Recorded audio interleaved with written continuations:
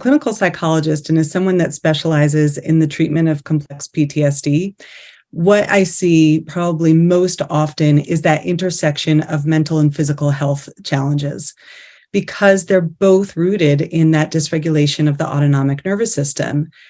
And it creates this feeling of hopelessness and helplessness and powerlessness when you don't know how to navigate through those symptoms back to balance and back to health.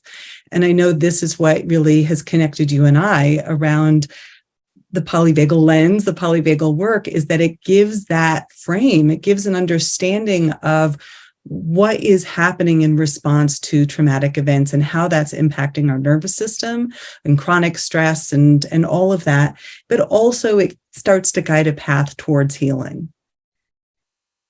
And for me, that's been super helpful as coming from the medical side of things, right? Where we have prescriptions. It's very linear. You do a workup, you diagnose it, and then you treat. And so then to come to something like trauma work, and of course I started first with being an adoptive mom and then my own health issues. And I felt so lost because it's like, where's my prescription? Where's my how-to manual? And I got so lost in the process. And so the polyvagal lens for me has given me that framework of, well, this is where you start. This is how you start.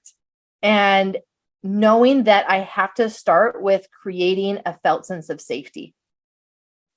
It gives me that, again, just that first step, and it orients me to here's what to do and here's how to do it, so that no matter what else I'm doing, I'm still coming back to this idea of, and I have to do it in a safe way, even if it's expansion and it's growth, right? Like you wrote the book, Post-Traumatic Growth. Even when it's growth that we're talking about, it still has to be done in a safe way. And that's what, again, like I have so seen you blend into all of your work. And that's why I see that like this is the new model for all trauma-informed professionals and people is being able to understand that really the polyvagal lens tells us that we have to incorporate safety in everything that we do. Yeah. One of the things that I love about polyvagal theory is this recognition that our nervous system is going to attune to those cues of safety or those cues of threat. And it does so unconsciously. We don't even have to think about it.